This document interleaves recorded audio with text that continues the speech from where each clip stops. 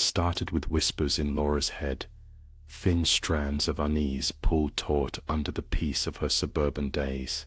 On Thursday afternoons, the book club would trickle into her house, Stephanie's shrill laugh, Marjorie's trailing perfume, confections set neatly beside stacks of paperbacks. To Laura, they became indistinct, blending into a humming chorus of judgment. Every look, every word, sharpened against her like invisible knives, slicing her composure fiber by fiber. One gray evening, as thunder bowed in the hungry sky, Laura brewed chai and slipped something bitter into the cups. The chatter dimmed to confusion, then horror. Their eyes glazed, their questions thickened, voices bubbling into silence. Laura sat amidst the corpses, careful not to stain her skirt, and waited. When the police came, Laura's neck trembled as she told them the story she'd written in her mind, perfect as a book's final page. A tall man in a dark coat, always in the periphery, stalking her, watching them, breaking in, murdering them all. While Laura hid behind the pantry door, she wept for the detectives, her wide eyes stuttering between shock and relief.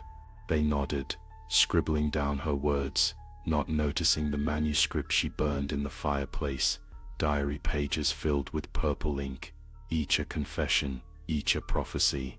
The neighborhood pulsed with fear, journalists clustering at the curb, families locking doors, while the idea of the stalker grew, became real, more real than the dead women now dissolving into rumor.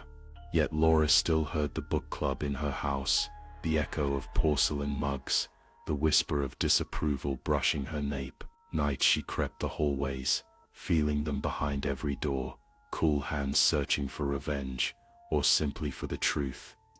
Even now, with the world convinced of a killer who never existed, Laura saw Marjorie in the mirror, Stephanie's voice crowding her thoughts. Shadows pulled at her window, shapes moving without sound or mercy, as if fiction had seeped through the walls and stained the air.